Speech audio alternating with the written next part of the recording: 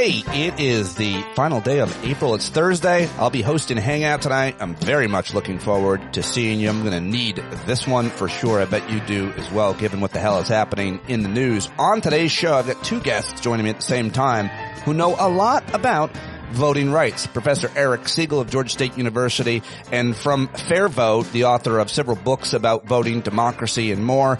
It's David Daley. They both joined me live yesterday around 5 p.m. East, and you can watch it on YouTube and Substack right now, or you can jump to it if you'd like to get right to that interview. It begins at 34 minutes. But Monday through Friday, I also host a news segment that I put a whole shit ton of work into. I've got headlines, and I've got several clips each and every day that I like to share with you. And so if you're here for that, I've got it now, and thank you very much. This is an ad-free show. There are no advertisements, but I do have to plug the way it does get funded. It's by you, by subscribers like you. You can pay as little as $5 or as much as you want, and I am so grateful to all of those of you who do, and many of you have been doing it for over 6 years.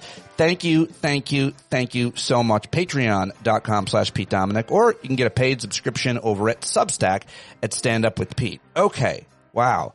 Lots to get to on today's show. I want to start just with a message of kind of hope and positivity, but first point out how shitty things seem right now, given the state of the world. It does seem like we're at an 8 or a 9, maybe a 10, maybe a 12. And if you've got your own bag of rocks pressing down on you, lots going on in your life, with your family, with your health, your finances, whatever it might be, then that just adds to it. But we're here for each other. This is a community. We'll be here tonight at the Hangout. We're always connected on the Discord platform. If you're a paid subscriber, you'll get access to all that, and it's really worth it. But I'm having a hard time. I'm definitely been having a hard time, starting with last Saturday night's shooting or attempted shooting at the White House Correspondents' Dinner, and some of the people I respect a lot, some of the smarter people I know, not necessarily anybody who I respect the most, not necessarily the smartest people I know, but a lot of people from Dean Obeidallah to Politics Girl, Lee McGowan, to plenty of others who are perpetuating all kinds of weird conspiracy theories, totally buying into them in Heather's case and perpetuating them, when a lot of you are disagreement with me. We'll talk about it tonight, but that's been really hard for me. Personally, I have been trying to cover these conspiracy theories and debunk them for years, and I don't buy any of what progressive content creators are trying to sell here. Not at all. I don't know if it's because I've been covering it for a long time. I don't know if it's because I've been to the White House Correspondents' Dinner several times. I don't know if it's because I don't think the arguments are good, but we could talk about all of that. But far worse than that, even if we disagreed on whether or not it was a false flag, that would suck. But what we all agree on here is that the gutting of the Voting Rights Act is a horrific, horrific thing for America and for our democracy and for our future. And so seeing that yesterday, that was real hard. That broke me. I definitely did. I had some bad dreams, and today I got up and I'm going through the paces, and I'm here and we're doing it. And I want to read what I thought was a pretty inspiring and pretty important response to it. Oh, well, a couple of them. But first, one of my favorite follows on social media, one of my favorite content creators is Amanda Nelson. She's been on the show at Amanda's Mild Takes. She wrote, "Republicans have killed the post-World War II international order and the civil rights era of the United States. These deaths were projects decades in the making, but we're having to live through them now, all at once, very quickly. What fills those voids isn't fixed, and we have agency. You are allowed to have what can accurately be called grief for it. Many of us had family die for one or both of those things." I thought that was just an important recognition of grief, of frustration, of sadness, of heartbreak. And I wanted to read that, as well as Barack Obama. President Obama posted, "Today's Supreme Court decision effectively guts a key pillar of the Voting Rights Act, freeing state legislatures to gerrymander legislative districts to systematically dilute and weaken the voting power of racial minorities, so long as they do it under the guise of partisanship rather than explicit racial bias. And it serves as just one more example of how a majority of the current court seems intent on abandoning its vital role in ensuring equal participation in our democracy and protecting the rights of minority groups against majority overreach. The good news is that such setbacks can be overcome, but that will only happen if citizens across the country who cherish our democratic ideals continue to mobilize and vote in record numbers, not just in the upcoming midterms or in high-profile races, but in every election and every level. Yeah, vote in your school board election, your library election, your town election, every election. You know, I'm not giving up. I know a lot of people do, and I'm not even blaming you. We all have different experiences. We all have different constitutions or willpower, if you will. But mine is always driven by hope, and mine is driven by optimism and positivity, and also a sense of responsibility that we owe those who came before us to not give up. I mean, for me, interviewing John Lewis, that I can never give up. I'd rather die. And I think for me personally, at age 50 and where I'm at in my life, about to be an empty nester, for me, mine is driven by purpose. So however many thousands of people who show up and press play on this podcast, that's my purpose. Continuing to try to elect good people locally and at every level, that's my purpose too. And I'm going to keep doing my best to talk to the smartest people I can find about the most important issues that we're all facing. And that's what I did today, and that's what I'm going to try to do each and every day. I can't do it without you.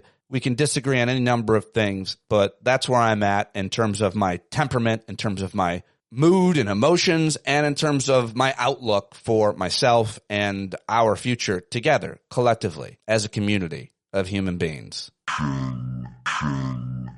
A whale story coming up. And it's a good one. So let's get to those headlines right now. U.S. prosecutors on Wednesday accused a Mexican governor and 9 other current and former Mexican officials of participating in a broad conspiracy to help a powerful Mexican cartel import drugs in the United States. In an indictment, U.S. prosecutors said that the governor of a Mexican state of Sinaloa had protected the Sinaloa cartel from investigations in exchange for bribes and help in getting elected.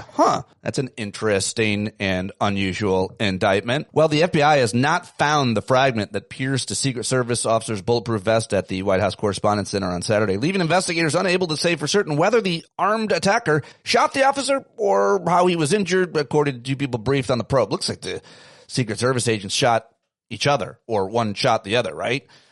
Heather Cox Richardson has a little bit more to say about that coming up. 2 months after the U.S. began a punishing air assault on Iran, General Fatton has scarcely progressed past the same spot he was on February 28th, waiting for Iran to surrender, is one way of putting it. A federal appeals court ruled Tuesday that Immigration and Customs Enforcement, ICE, cannot indefinitely detain non-citizens awaiting immigration proceedings or removal without regard for their criminal history or date and point of entry. How about that? And speaking of a losing streak, a federal judge also on Tuesday dismissed a U.S. Department of DOJ lawsuit against Arizona seeking access to the state's detailed voter records, a latest legal setback in a nationwide effort by the Trump regime to get states' voters' information, which states are, of course, protecting because they should. There's a probe into the Government Accountability Office, and it's worth watching. They plan to examine the Justice Department's handling of files related to Jeffrey Epstein after a bipartisan group of senators raised concerns that the department violated the law. That is never over, not going to be over.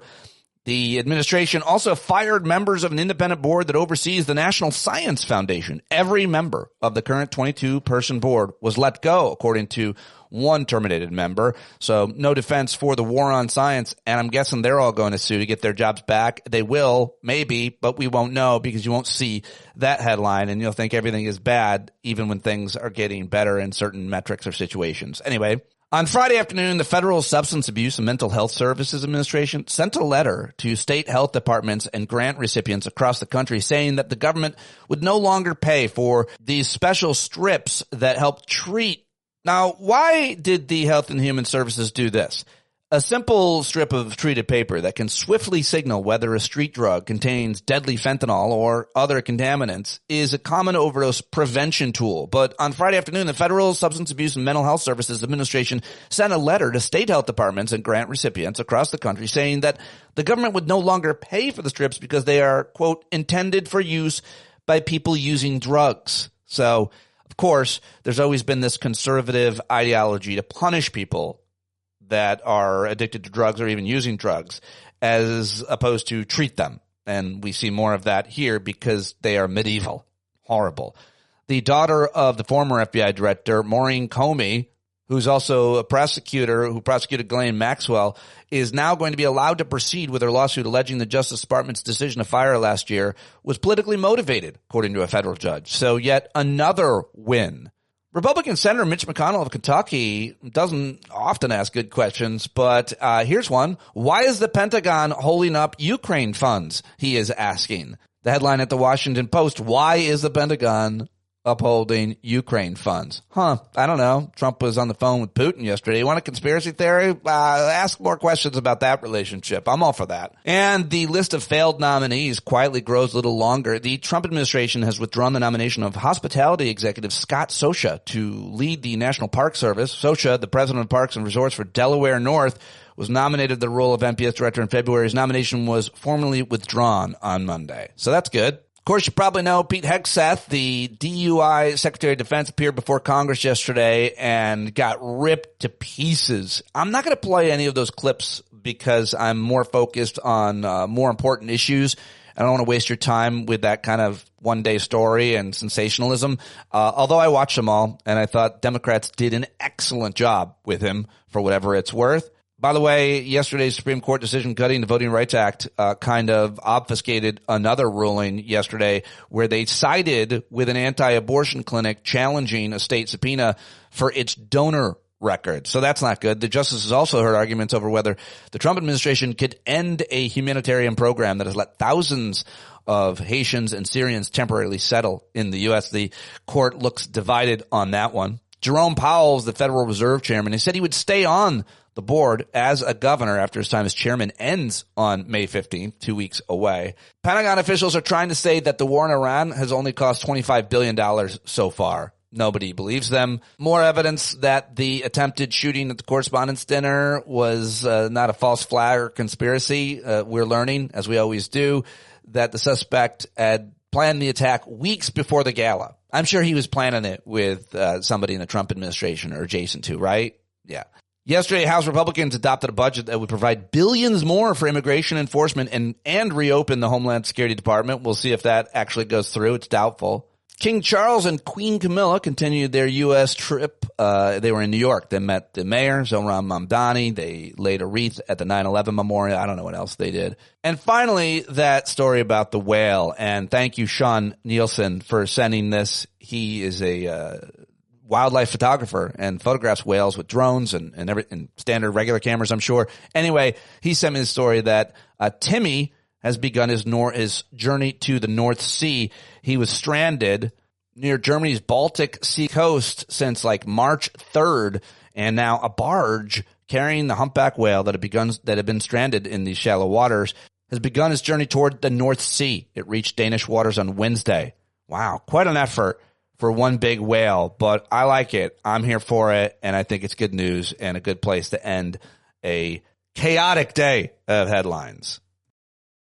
All right, let's start with Heather Cox Richardson on the attempted shooting, no shooting at the White House Correspondents' Dinner. She is, of course, the very respected historian. Everybody loves Heather Cox Richardson, right? So I thought this was a good minute or so to share to start. To recognize that often that frustration that shows in conspiracy theories is a reflection, obviously, of society. And the other great conspiracy theory we have had in the last few days is the idea that what happened at the Washington Hilton with the White House Correspondents' Dinner on Saturday was staged. And I'm going to put that in air quotes without actually giving you the air quotes. And what's interesting about that is multifold. First of all, the fact that many media outlets are calling it a shooting is really interesting because, of course, there wasn't a shooting that we know of except potentially from the agents. That is, it appears that shots were fired, but they were fired at the perpetrator who ran through the magnetometers.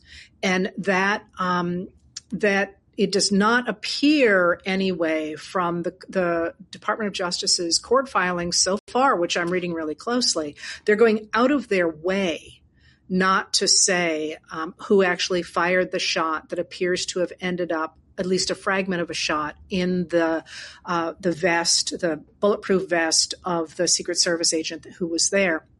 So the fact that people are calling this a shooting and talking about an assassination attempt is just not accurate. It's interesting that we have gotten there, and this shows the power of repetition, the power of hearing something again and again and again. So people just automatically throw down the word. They keep calling the perpetrator a shooter. It's not clear he was a shooter.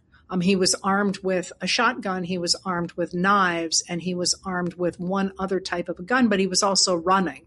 And it's not clear at all that he actually fired any shots.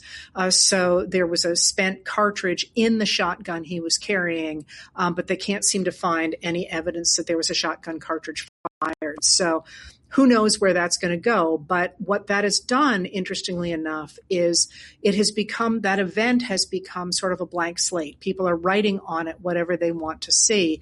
And what's really dramatic on that is the degree to which the administration and supporters of the administration have tried to say that this, what they are calling an assassination attempt, is the fault of those people who are speaking out against this administration.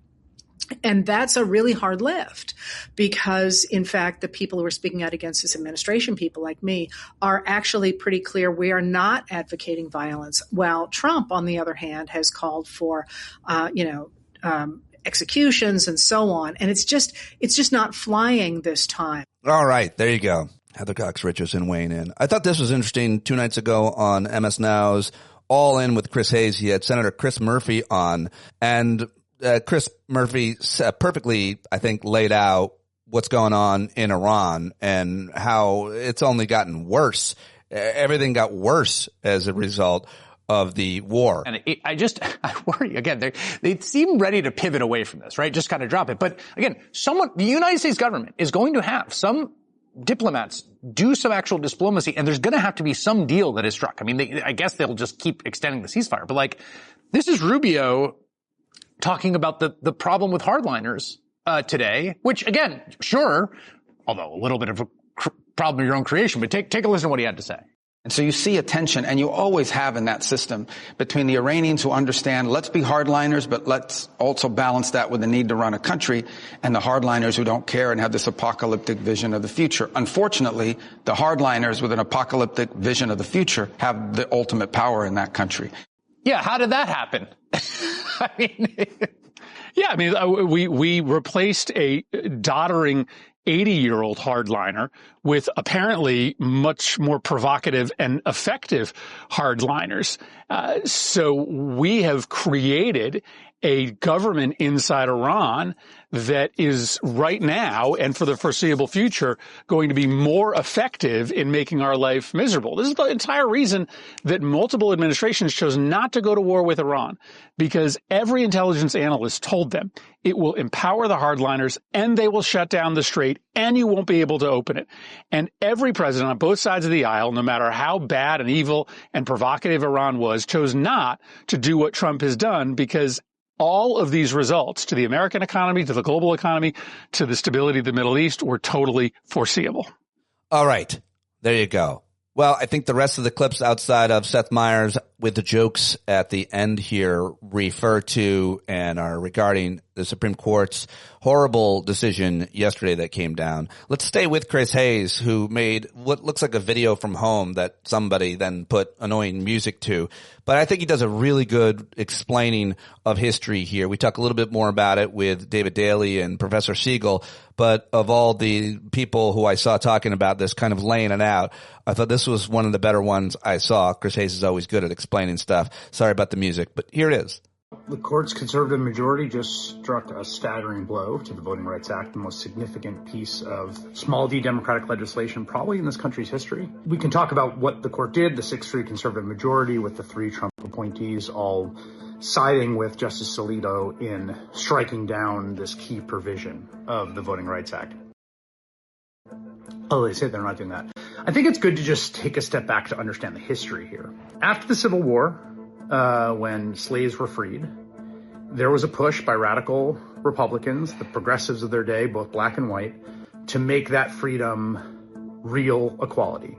There were 3 amendments passed to the Constitution, 13th, 14th, and 15th, that guaranteed equal protection under the law and voting rights. And between 1869 and 1877, a remarkable thing happened, particularly in the U.S. South. Black voting registration achieved parity with white voting registration. Black and white voters voting at the same rates. Black elected representatives in state legislatures, state senates, in Congress, in the United States Senate. You had multiracial democracy for about 8 years. And then a whole bunch of things happened. Union troops left the South. White politicians kind of schemed. And there was a wave of white supremacist violence from the KKK that basically rolled back all those gains. What's crucial to understand is it was the U.S. Supreme Court, the white U.S. Supreme Court, that essentially sided with the white supremacists of the South and facilitated the rolling back of what was multiracial democracy in the South, leading to the Jim Crow era. By the 1910s and 20s, there's basically no registered black voters in the South. There's no black elected representatives, more or less. It is now one-party white supremacist rule. And that is thanks to the U.S. Supreme Court that gutted the provisions of the U.S. Constitution that hundreds of thousands of Union troops had fought and died to put into the U.S. Constitution. It was not until 1965, the Voting Rights Act, that true multiracial democracy returns to the U.S. Again, and it was a return. And it took 90 years, more or less, to get it back. And then over the last 60 years, with the Voting Rights Act in place, we have seen black and white voter turnout and registration achieve parity, an unprecedented boom of black elected representatives, particularly true in the South, where the majority of black African Americans still live. And now the Supreme Court is basically doing the same thing they did in the late 19th century, in that ignominious period of Plessy v. Ferguson and other decisions, in which they essentially rubber-stamped white supremacy. That is what they run the risk of doing today. And if there's any hope in the story, and it's a tough day, the hope in the story is the court did this once before. The powers that be that wanted to chase black folks out of full participation in American democracy were temporarily victorious, but ultimately they lost. The story's not over. Yes, the story's not over, which is what I was trying to say at the beginning. And let's not forget about what those who came before us went through to get there. And let's not let them down. Let's not let our kids down. That's my big inspirational speech. All right, here's Katie Fang. We often talk here at Katie Fang News about how the asterisk next to Justice John Roberts, Chief Justice John Roberts of the Supreme Court of the United States, is getting bigger and bigger when it comes to his legacy. Well, you know what? Now we're going to add another stain to that legacy with today's decision in Calais versus Louisiana. Now, look, let me be very clear. This decision, a 6-3 decision with, of course, the sane, logical, rational, legally sound liberals dissenting, that being Kagan, Sotomayor, and Justice Ketanji Brown Jackson. Look, this 6-3 decision does not explicitly strike down Section 2 of the Voting Rights Act, but it pretty much eviscerates it. So even though in form, it doesn't actually say we are hereby overturning, overruling, or getting rid of Section 2 of the VRA. In function, it pretty much has the same result. Yeah, there you go. There you go. All right. Now here is Senator John Ossoff of Georgia talking to the Bulwark's Tim Miller yesterday, shortly after the decision came down. Wednesday morning, the Supreme Court narrowed Section 2 of the Voting Rights Act. It's going to impact unclear, but potentially up to a dozen or more majority black districts held by black representatives. Wondering your thoughts on the ruling and how to move forward from here. I think it's a disaster, and it's the fruit of a many years long effort to dismantle the policy legacy of the civil rights movement and the foundations of black political power in the United States. And it makes me think about what President Trump has done and tried to do in Georgia since 2020, up to and including the recent raid on Fulton County, where Tulsi Gabbard, the nation's spy chief, right? The nation's senior most intelligence officer, not a law enforcement official, was there overseeing, and those are her own words that she used under oath in front of a Senate Intelligence Committee when I questioned her, the nation's spy chief overseeing a ballot raid in Fulton County. Well, why is it that Donald Trump has been so obsessed with Fulton County, Georgia, and the 2020 election? And in my view, it's because this man who is a committed, lifelong racist who recently posted memes of the Obamas depicted as apes cannot wrap his head around the fact that black voters and black political power in the American South was responsible for his defeat in the 2020 election. Hence his obsession with Georgia ever since. Yeah, good stuff, John Ossoff. And now here's a 4-minute ad from John Ossoff that's so good. It's one of the best I've ever seen. Yes, it's got the music here playing, makes it better, but the images make it even better. But I think I listened to it and didn't watch it to see if those listening on a podcast, it would come across. And I think it does. And he explains the kind of story of America, the injustice, and why corruption is so terrible and pernicious and what we need to do to stop it. I thought this was great. Obviously, he's running for Senate. It's a campaign ad. It's one of the best I've seen. So I wanted to share the audio. I highly recommend that you share it on your social media networks with your friends and so on, and anybody that you know that lives and votes in Georgia. Here he is, Senator John Ossoff. We're told a story. Work hard, play by the rules, and you'll thrive. No matter who you are or where you start, the grind will pay off. But for too many, this story just isn't true. Groceries, rent, insurance, taxes, the car note, the power bill, the math doesn't work. I was so happy to graduate college, but why is rent so expensive? 2 out of 3 Americans told us they're stressed about their own finances. No matter how hard you hustle, you can't get ahead. The culture wars are exploited to divide us, while insurance companies get away with denying our claims, while hedge funds buy up all the houses in our neighborhoods, while we have to pay $3,000 for an ambulance. You aren't the problem. Neither are your fellow Americans. The problem is a corrupt and failing political system. The problem is that the people's elected representatives don't represent the people. They represent the donors and special interests. Corruption is why things don't work for ordinary people. To fix it, we have to understand it. Corruption's impact isn't abstract. It shows up in our daily lives. Take prescription drugs. The cost of medicine in America is astronomical compared to other wealthy countries. Millions of Americans simply can't afford their prescription drugs right now. Some seniors are going without just to afford the medication they need to live. About 1 in 3 American adults skip the medication their doctor prescribes because they can't afford it. Drug companies charge hundreds of times what it costs to produce them. But how have they gotten away with it? Every election cycle, drug companies spend millions on campaign contributions to Republicans and Democrats to shape policy and protect their profits. And members of Congress fall in line. It's corruption in plain sight. But nowhere was pharma's grip on Congress clearer than in 2003, when the industry corrupted legislation that was meant to make medications affordable. See, Congress was creating Medicare Part D, a program meant to help seniors afford prescriptions. But drug companies moved quickly to protect their profits. The industry mobilized an army of lobbyists to secure a key provision in the bill that prevented the federal government from using Medicare's bargaining power to negotiate lower prices. Other wealthy countries, they negotiate to get a better deal for their citizens. Our Congress banned that. And the result was predictable. American seniors ended up paying more than patients almost anywhere else. But the congressman who led the charge to protect Big Pharma, Billy Towson, he left Congress right after the bill passed to run one of the pharmaceutical industry's biggest lobbying powerhouses, earning more than $2 million a year. This doesn't look good. But that's this bill through that gets that produces a windfall for the drug companies, and then you go to work for the drug lobby at a salary of $2 million. If that looks bad, you have at it. That's the truth. This is how the system has worked for a long time. But it doesn't have to, and it doesn't always.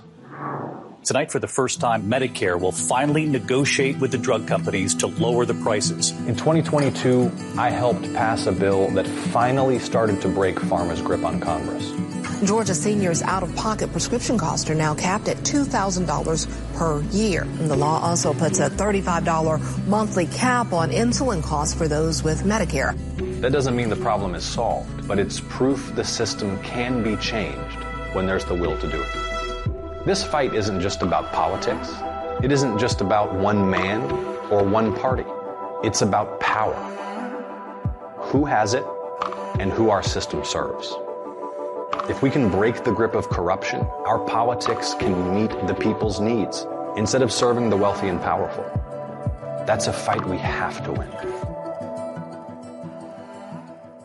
Yeah. You know, I'm sorry. I think there are good people in government, politicians that run for the right reasons, that do good things. You may be more cynical than I am, but I think Jon Ossoff is one of those guys. And in that case, even if you don't agree with him or you're too cynical to buy it, he certainly does explain the problem pretty well there in that ad. Very good stuff.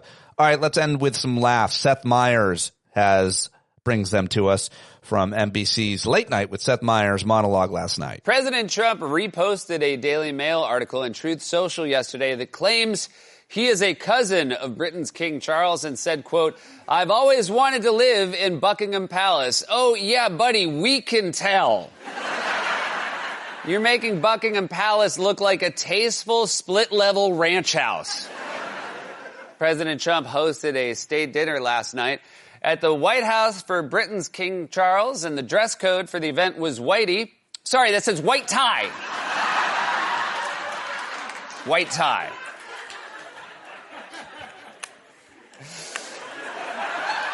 Snuck a red fox joke in. During last night's state dinner at the White House, King Charles gifted President Trump a gold bell from an old submarine called the HMS Trump. And what better gift for a guy who's way underwater? Whole joke. Former FBI Director James Comey was indicted yesterday for posting a photograph on social media of seashells that spelled out the numbers 8647, which prosecutors claim was a threat against President Trump. Oh, come on, that's not a threat. That's something your mom has framed for the guest bathroom. The only way that's a threat to President Trump is if he has a shellfish allergy. 86 just means to remove something. I worked at a lot of restaurants, and when the manager said 86 the salmon, nobody thought he meant assassinate the salmon. The salmon's seen too much. President Trump said yesterday that Iran has asked the U.S. to lift a naval blockade of the Strait of Hormuz. Unfortunately, if there's one thing Trump can't do, it's open up water. New York City's first full-fledged casino opened yesterday in Queens and features more than 240 table games. Great news if you're from Queens and you love hitting on 16. It's about...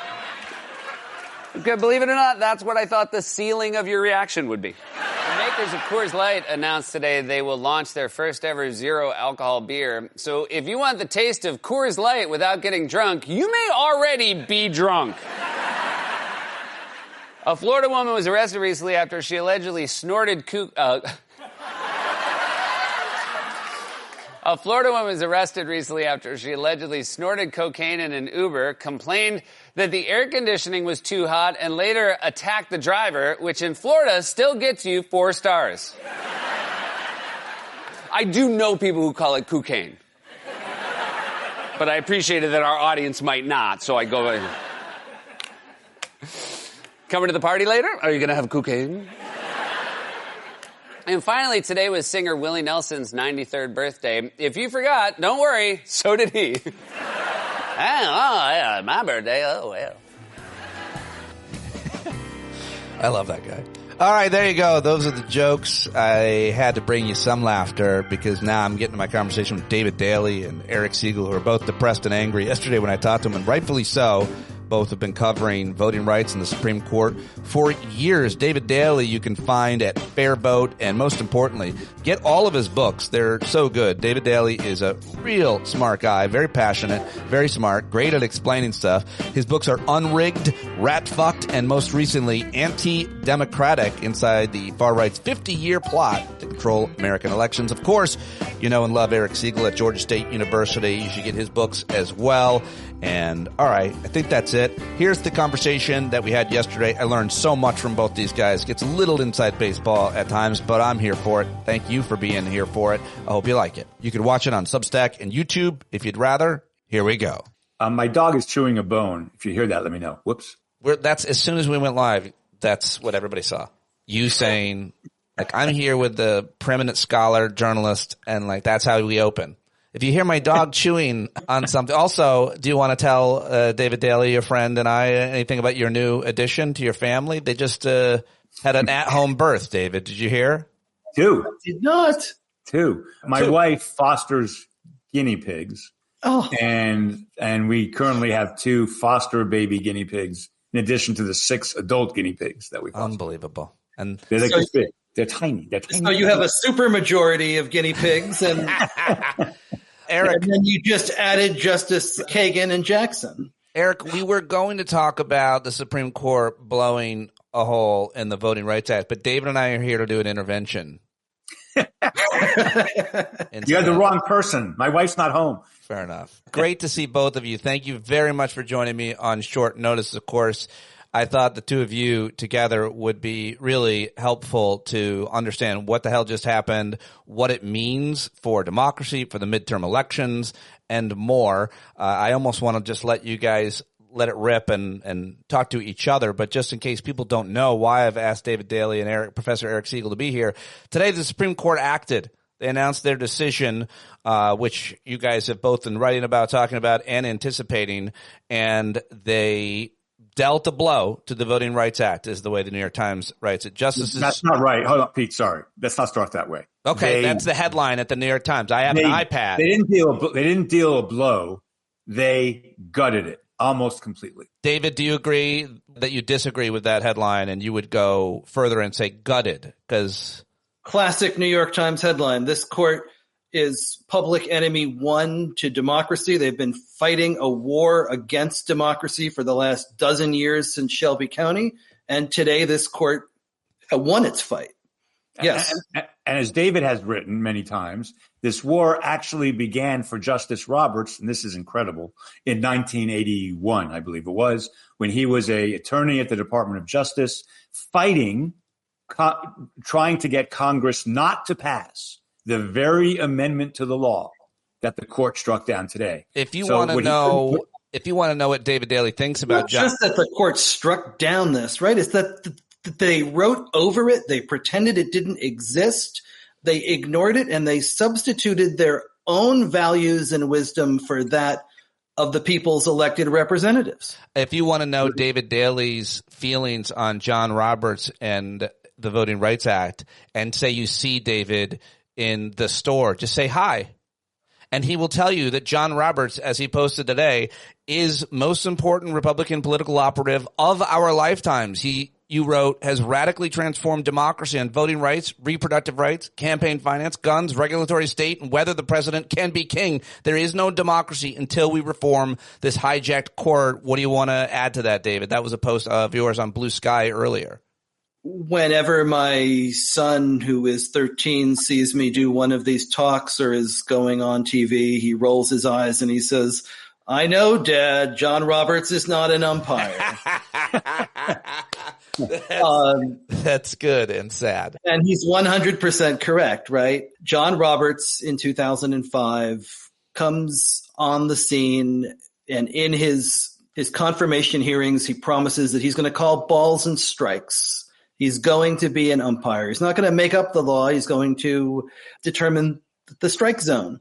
And instead, John Roberts, over the course of these last 2 decades, has pushed this country and the Constitution radically to the right on all of those topics on which the country is not with him, on which the Republican Party could only achieve these goals and these aims that they've long desired by taking over the courts and taking these questions out of the realm of politics and putting them into the realm of this 9-person super legislature appointed for life with no ethics code, who can time their retirements to name their replacements, who can fly treasonous flags outside their house, who can accept vacations from billionaires with no consequence because they have no ethics code, and who time and again over the course of this last dozen years, whether we're talking about the Shelby County case that was the first attack on the Voting Rights Act, into the Rucho versus Common Cause case on partisan gerrymandering that created so much of the mid-decade mess that we are in right now, at the precise moment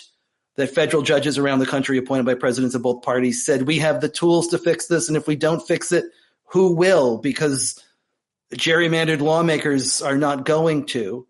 Into the Brnovich case, in which Justice Alito for the first time began just scribbling over the Voting Rights Act and replacing it with his preferred text, rolling back the clock to 1982. And then what we saw from this court today, which is, in many ways a death blow. It is the, final grunt of the shredder that they have been running the most important and successful civil rights legislation that this country has ever seen through now for the last 12 years. Would you add or take anything away from that history, Professor Segall? That was really pretty good. That was good. I wonder where you get those views about the court not really being a court and that kind of stuff and just being a power institution. Pete, I like that people are learning today that we are not the same person. Right. So amazingly, this is the setup in this country now. Legislators are allowed to pack and crack, meaning dilute the ability of people of color to elect their preferred candidates. And they are absolutely free to do that as long as they utter this sentence. Well, yeah, we put all the brown and black people over there, or we disperse them, throughout the state to weaken their power, but not because they're brown and black, but because they vote Democrat. And it's that move that makes this case today so horrible, because what the court has said is a plaintiff coming to federal court and saying the only motivation here was partisanship to get more Republicans or more Democrats elected. The court has said those cases don't belong in federal court. No judge can hear it. They present what we call in the field non-justiciable political questions, not for court. But when you combine that with what happened today, it absolutely overturns exactly what the Voting Rights was meant to do, Voting Rights Act was meant to do, and what the 15th Amendment was meant to do, which is to find a way for a very large minority in this country to, on occasion, be able to elect the people they choose. Pete, that's only a phenomenon post-Voting Rights Act. It was a phenomenon right after the Civil War, then it stopped, right, and it never occurred again until the Voting Rights Act was passed. And we're going back to a pre-1964 world where white legislators are going to be able to redistrict in ways to totally take away the votes of people of color, as long as they say, well, we're not doing it because they're people of color, we're doing it because they're Democrats. It has exactly the same result. John Roberts knew this, when he wrote, that shouldn't have gone off. When he wrote the Rucho decision, he should have known that. And this is just, I hate to say this, but it is extraordinarily racist. It really is. The Nicole Hannah-Jones posted earlier on Blue Sky, the Voting Rights Act is essentially dead. And it's quite possible that we will, like when a similar SCOTUS gutted civil rights at the fall of Reconstruction, you just said that, see a disappearance of much of the black congressional representation, especially in the most heavily black states, which are in the South. Do you both agree with that as a likely scenario? I do. And let me start by agreeing with what Professor Jones says at the beginning there, which is that it was the U.S. Supreme Court that ended Reconstruction, that ushered in a century of Jim Crow. Lots of people want to blame this on the disputed presidential election of 1876. Sure. But it was a handful of U.S. Supreme Court decisions in the Enforcement Act cases, in the Civil Rights Act cases, in the Cruikshank Act cases that essentially negated the Civil War amendments across the South by taking away any means of enforcement.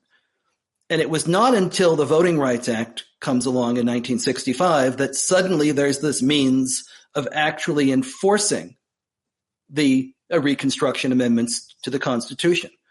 And what the Roberts Court has done is every bit as revanchist and racist and horrifying as what the Supreme Court of the 1870s did when it set up the conditions of Jim Crow. Damn. And the consequences are going to be dramatically the same. Not lynching, not poll taxes, not violence, but the erasure of political representation is going to be dramatically similar. Fair Fight Action says it's 19 congressional seats across the South and elsewhere. I think you're likely to also see a couple hundred of state legislative seats.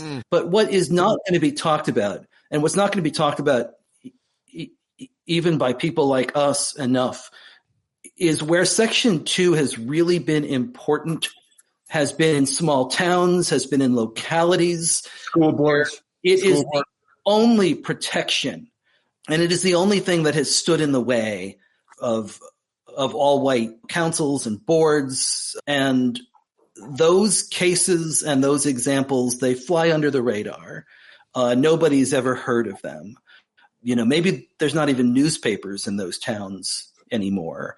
And these are the places as well that this case is just going to be disastrous. Yeah, and to supplement what David said there, because as David has argued and I've argued, the Supreme Court just imposes its values on the rest of us. Text, history, tradition be damned. One of the justices who was crucial to basically destroying the Reconstruction amendments in the late 19th century, when talking about this issue, in his private diary, he wrote that, basically, I'm paraphrasing, but in his private diary, he wrote state and federal laws that would end segregation in public places, which Congress tried to do in 1875. Requiring white people and black people, he didn't use the word black, of course, but requiring white people and black people to be able to frequent the same restaurants, hotels, theaters is, quote, this is a direct quote, another form of slavery. Yeah. Meaning making whites do business with black people under the law is another form of slavery. This is all about, so I'm not suggesting that Roberts and Alito are racists of that kind, although maybe they are, I don't know. But they are clearly racist by 2026 standards. And what's really behind this, Pete, voting rights is peculiarly a John Roberts thing that he's been trying to attack. But all of the conservatives on the court, including Amy Coney Barrett, who God knows should know better, and not even talking about Justice Thomas and his insanity. What this is really about is they think that colorblindness is how we should continue as a country. And we could have a debate in a country that... Don't worry about it. Nobody. He always thinks people hear stuff that we don't hear. In a country that was defined by slavery, segregation, black codes forever, 250-year or more than that history of overt legal racism, how do we cure that? Most people think through race-based measures to cure that. Some people think, no, maybe just being colorblind starting today in the long run is better. We could have that debate. I think I have the better of the debate, but that isn't the point. There is nothing in the Constitution, not its text, not its history, nothing that requires the view that we have to be colorblind.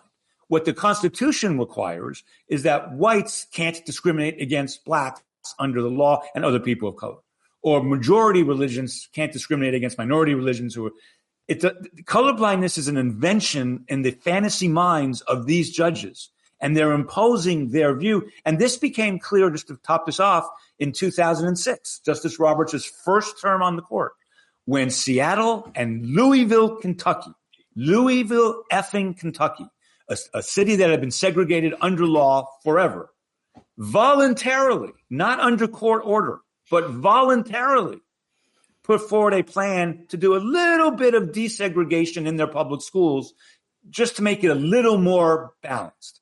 And the court struck it down for no reason. And the last sentence of that opinion is effectively the way to stop discrimination based on race is to stop discriminating based on race. Well, there was no discrimination based on race in that case. But even if there was, Justice Blackmun, a Nixon appointee, Nixon, said in the first major Supreme Court case ever raising these issues that went to the merits, Justice Harry Blackmun said, I don't like this, but the only way to get past race is to use race. Now, again, we could have a public policy debate about that, but there's nothing in the Constitution that prevents Congress from taking the position that we have to use race-based measures to improve racial discrimination in this country. And say Indeed, that can't do it. I mean, indeed, the 14th Amendment gives that power explicitly to Congress, which has explicitly used that power to address these topics nearly unanimously the last time the Voting Rights Act was reauthorized.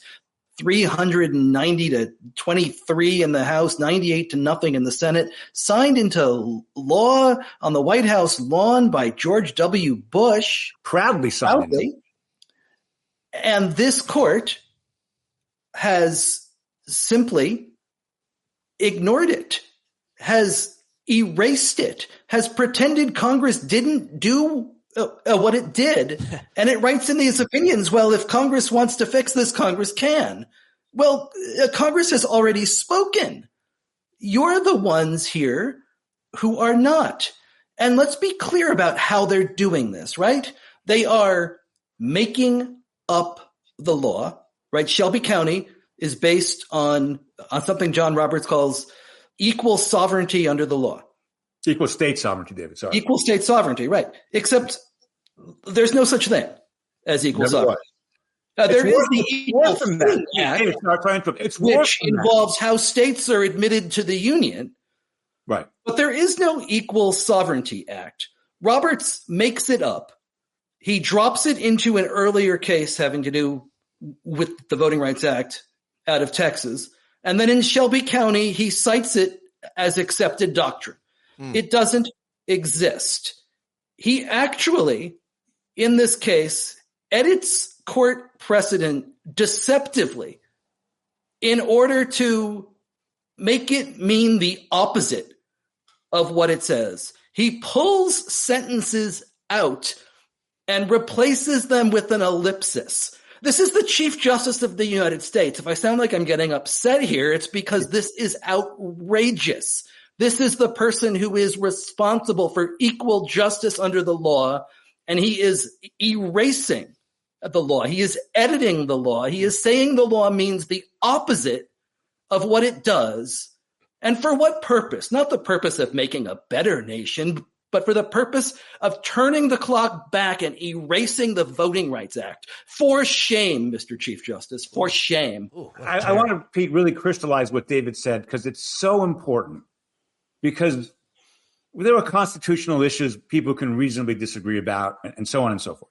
What John Roberts did is this begins in 1965 when South Carolina goes to the Supreme Court, challenges the Voting Rights Act, and says you're treating South Carolina differently than you're treating Pennsylvania or whatever, New York. And the Constitution doesn't allow you to do that. That was the argument. The Constitution does not allow Congress to treat different states differently, absent maybe the most compelling of reasons. The Supreme Court, in explicit language, rejects that and says, no, the doctrine you're talking about is a real doctrine as applied to when a state wants to come into the Union, before a state is a state. We can't put different terms on Puerto Rico than we would put on Guam. Or back in the day, we can't give Alaska a different way to come into the country than Hawaii. But what you're talking about has no relevance once a state becomes a state. Instead of overturning that case, what Justice Roberts does is he takes out the part about this only applies when states apply when non-states apply to B states, puts an ellipsis in there, and then says there's a doctrine of equal state sovereignty. He literally reversed a major Supreme Court opinion by deleting the important part of the sentence and putting ellipses in there. Now, reasonable people cannot disagree about that. Now, when I make that speech publicly, someone always says to me, okay, but maybe, it must have been a mistake because he wouldn't intentionally lie. Justice Ginsburg points this out in dissent. It wasn't a secret. She pointed it out in dissent. One last point about Justice Roberts and umpires. So Will Bode is a pretty famous con law scholar now at the University of Chicago, a former Justice Roberts clerk, and frankly, used to be a friend of mine. And maybe I haven't talked to him in a while. He's not a terrible guy, but he is a terrible scholar when it comes to Justice John Roberts. And this week he did something I have never seen, and I have not seen any other legal scholar do since I've been following constitutional law, at least since 2005. He defended Justice Roberts' umpire analogy and that whole thing with the New York Times and the secret memos and the shadow docket and how the court has manipulated that for terrible purposes. Yeah. He was asked by the Times reporters in a follow-up article, but Justice Roberts said he was just an umpire. And here he's changing the law dramatically in secret. And Will Bode says, no, he's just an umpire. And this guy teaches students at the University of Chicago. And the thing is, he's a funny guy. Like when he's not writing about this stuff, he's not terrible. But how can you defend the umpire analogy in 2026? How about it's unbelievable? Rick Hasson posted, we like Rick Hasson, right? He said the Supreme Court's conservatives just issued the worst ruling in a century. This evisceration of the Voting Rights Act requires us to take SCOTUS reform more seriously. So moving this conversation along, it seemed like people jumped to two immediate conclusions, which were not only did people and experts jump to them, but so did apparently Florida and Tennessee, right? Before the potato was even cold. And so we can talk about what it means for two things. The midterm elections was number one, and who's going to now gerrymander even more, Mississippi and other states.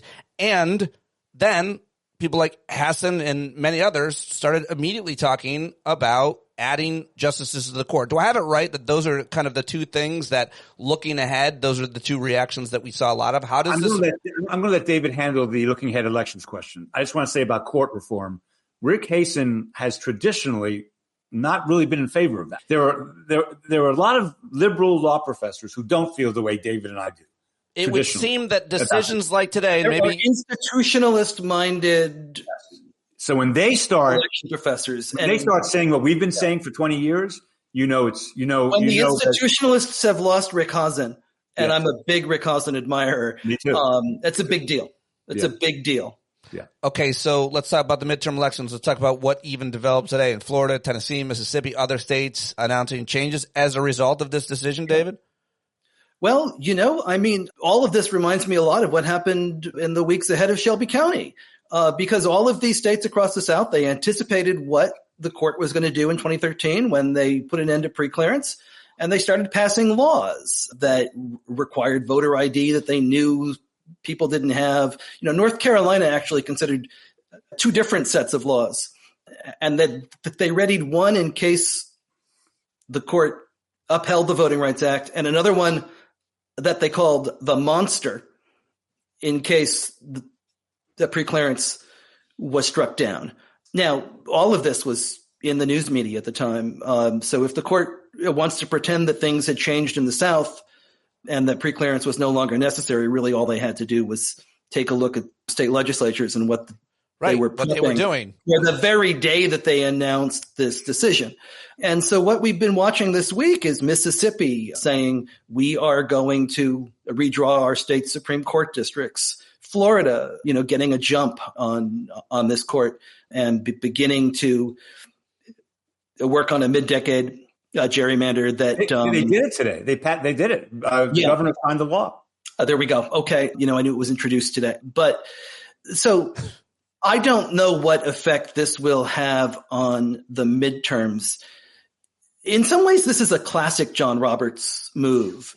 He detonates a bomb, but the consequences won't be felt for a couple of years. And it's going to allow him in some ways to sort of dust his fingerprints off this, because it's not like in the next elections this is going to jump up at us. Whereas if this decision had come down in January or February, the way some of us thought it might, if he'd really wanted to impact the current midterms, you would have seen all of these states remapping already. The deadlines in most of these states have passed, there is only so much that they'll be able to do, I would imagine, but maybe they will say, well, the court has said these districts are unconstitutional. We're going to race and rush to, change our laws around this and see. What this is going to do is give Republicans about a 19 to 20 seat advantage when it comes to the midterms in the elections in 2028. Now, Democrats are not going to stand still, right? So this means that the gerrymandering wars are going to further worsen and intensify. It means that New York is going to go ahead and do a gerrymandered map, probably pick up 3 or 4 seats there. I would think California is going to go back and do another initiative and try and draw a 52-0 map. I think Colorado's independent commission is all but dead. Democrats there will kill that. They will draw an 8-0 map. Maybe Illinois, now that they can unpack some of those districts that have been overwhelmingly Democratic around Chicago, will draw spaghetti slices all the way down, north to south and draw a Latino map there. Maryland will go ahead. And then Republicans are going to take the seats that they left on the table this time.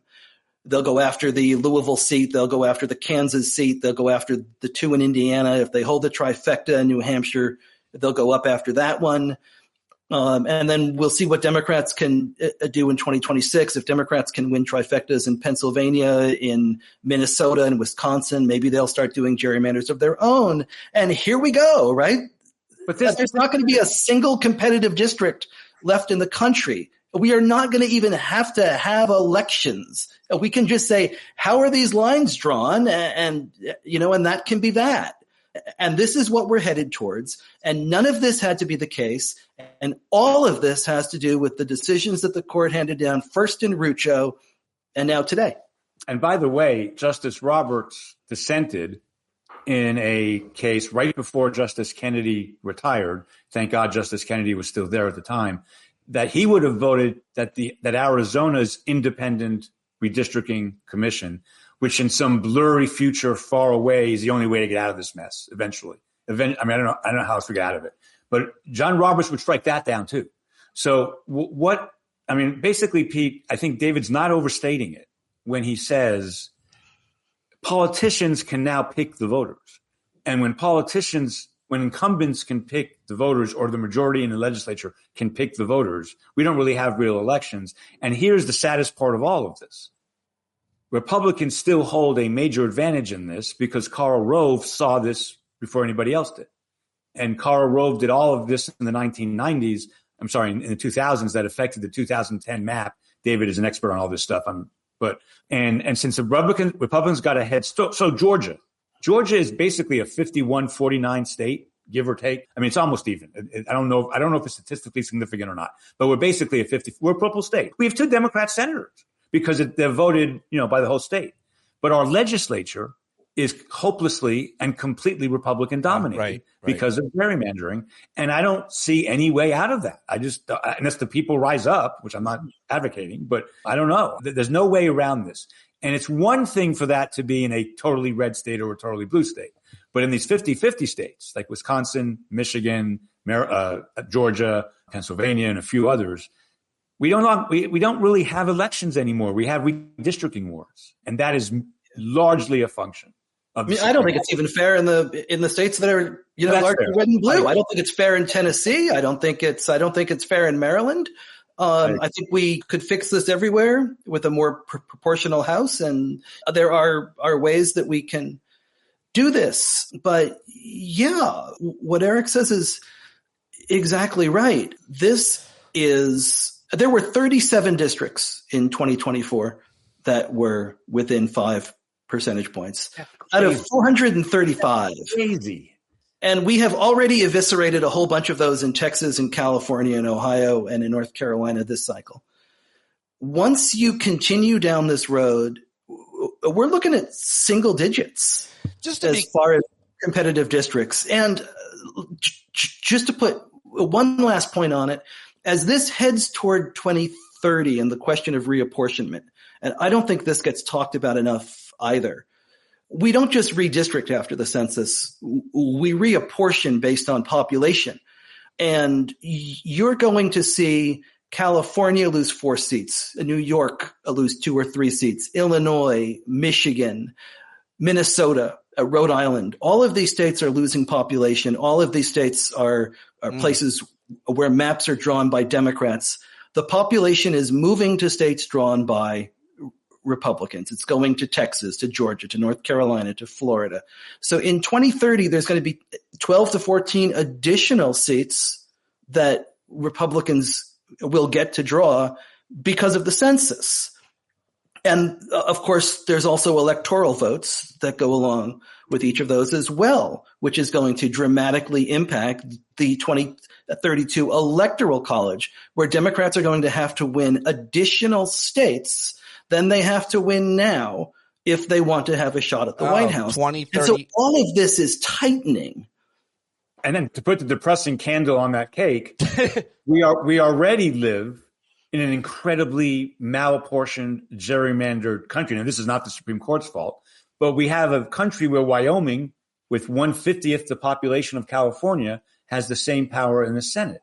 And at the end of the day, what that means is rural, less populated areas, a disproportionate influence on our country's policies than urban, much more populated areas. And what that means is white people have a disproportionate influence, even compared to their numbers, than people of color. It seems by the end of the 2030s, 70% of Americans are going to live in 15 states with 30 senators. Oh, that's an interesting quote right there. That alone. What can we count on measles to be disproportionately affecting those voters? I mean, I feel it seems like a desperate reach on my part. Okay, what do we want to wrap it up with? Your final reactions, guys, on today's decision. This is really interesting to have you both here. For me, it's sad and terrifying as it was. It's super informative, although Tina Winsett, listening in Texas, said she's going to have to day drink now. Well, that's join the club, Tina. Here it's 5:30, so but down in Texas a little earlier. You first, Eric. Final, where are you at today? You're not surprised by the decision, by the 6-3 decision. I wrote a blog post at 7. I posted a blog post at 7:00 this morning. 3 hours before the decision came out, predicting exactly what happened. Yeah. I think, Pete, most of your audience has been listening to me drone on now for over a decade about this. If you back to back all the interviews we've done together, it's a normal human gestational period. The number one takeaway, I think, for me, yet again, is as bad as this is, this whole voting rights, redistricting, gerrymandering, even if we fix this problem, which we're not close to fixing, the bigger problem is having an institution comprised of 9 lawyers who we don't elect, can't fire, who have disproportionate influence and authority over this country in the name of law. If they were a council of elders, if they were a council of wise people who were told, you make all things considered decisions. And if Congress passes a law that you think is terrible, go ahead and just say it's not good. Okay, we can have that conversation. There are a lot of countries in the world that have things like that, but they don't call them judges and they don't pretend it's under the law. Alito did every single thing he could do in this opinion to hide what was really going on in this opinion. And that's what the Supreme Court does all the time. And that, by the way, there are liberal justices who do that as well. We have to modify, reform, change this institution. It is destroying us. And this is not the worst decision of the century, of the last, whatever Rick said. Because I think Bush versus Gore is even worse. Because Bush versus Gore affected Iraq. We don't go to war with Iraq if Al Gore gets elected. And we don't. Afghanistan, yes. Iraq, probably not. The entire history of the world changes. And again, Bush versus Gore, by its own admission, implicated a principle good for one day only, which is also something courts don't do. So either we change the name of this to the Supreme Commission or the Supreme Council and let them just do what they want and then deal with that, or really reform it, because what it's not, and really has never been since Dred Scott in 1858, it's never been a court of law. Never. And we just have to accept that fact. We just have to. Supreme commanders? Yeah. Right. How about supreme? I'll think about it. I'll get back to you. All right. David, final thoughts? I think Professor Segall just nailed it, right? I guess I'd say if we had President Gore, he might not have ignored the intelligence report that said bin Laden determined to attack America with airplanes. So maybe we don't have to 9/11. attack Afghanistan either. Fair. Perhaps those, FBI reports about people practicing takeoffs and not landings would have actually moved up. If the CIA would have shared intelligence with my friend Ali Soufan at the FBI, he would have known those hijackers were in the country as well. But I don't have a DeLorean, so let's look ahead. No, what we need is dramatic institutional reform. And I say this to everybody because I imagine that most of of your listeners probably share our politics and probably share the dream that the country will come back to normal once the orange-haired guy is gone. And this is not about the orange-haired guy. He's bad. But this Supreme Court is going to be with us in its current form until the mid-2050s, experts say. And if they get a couple retirements and they're able to, name their own person, that extends even further. And all of this is tied together, right? If Democrats can't win the Senate, and it's very, very difficult, then they can't appoint and confirm anyone to the court. Even when they win the Senate. That lesson in 2016, right? Yeah. Have our politics become less polarized since then? Do we think that a Republican Senate will confirm a single Democratic justice? They will not. But it's going to be harder to elect a Democratic Senate. It's going to be harder in 2032 to elect a Democratic president, given the Electoral College. It is going to be harder for Democrats to get a trifecta because of racial and partisan gerrymandering. All of this is tied together. We need institutional reform that takes on all of these problems, that really takes on a court that is not a court, if I can borrow Eric's a smart phrase one more time. We need a much more proportional U.S. House, and the bill Jamie Raskin and Don Beyer have, the Fair Representation Act, I think is the very best way to get there. Larger multi-member districts that can't be gerrymandered. It takes on the problem both of partisan gerrymandering, but also it takes on the problem that the court created today by eviscerating what's left of the VRA and allowing more proportionality in the U.S. House. And we have to seriously think about how we take on the question of the U.S. Senate.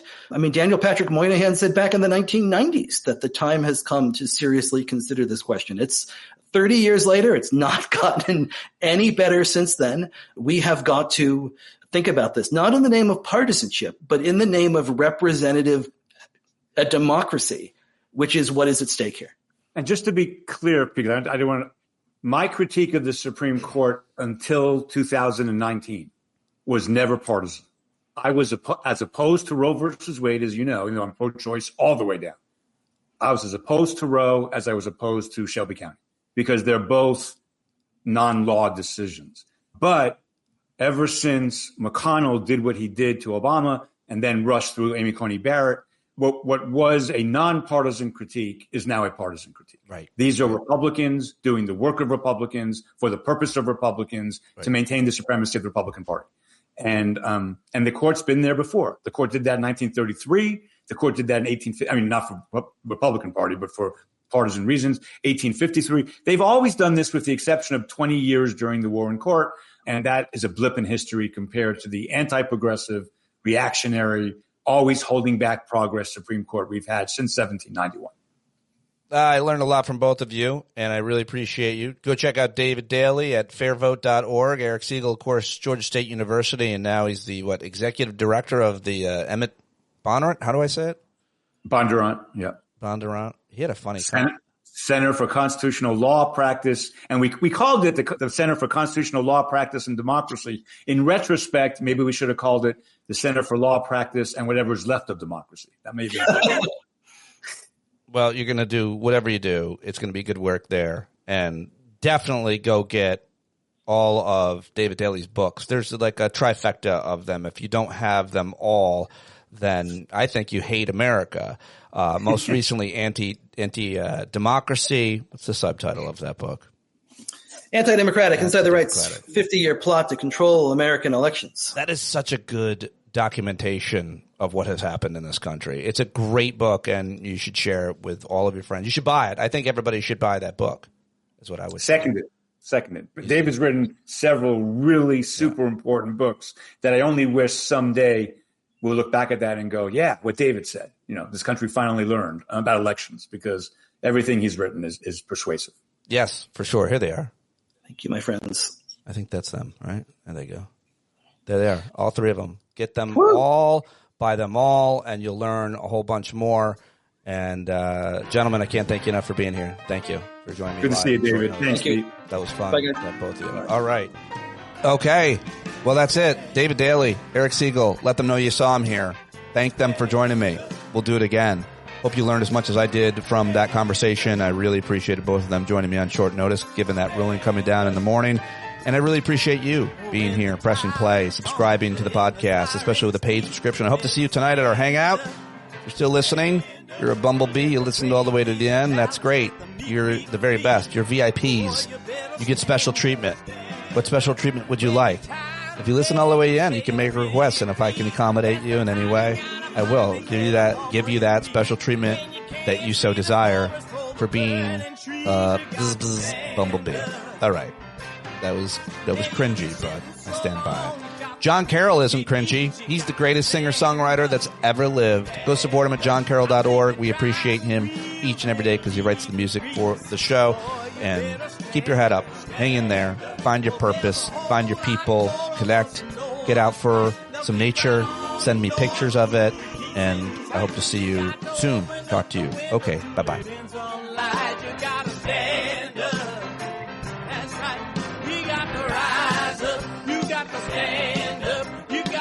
The devil straight in the eye. We got to let him know it's his turn to go. See it clear when all you hear is a lie.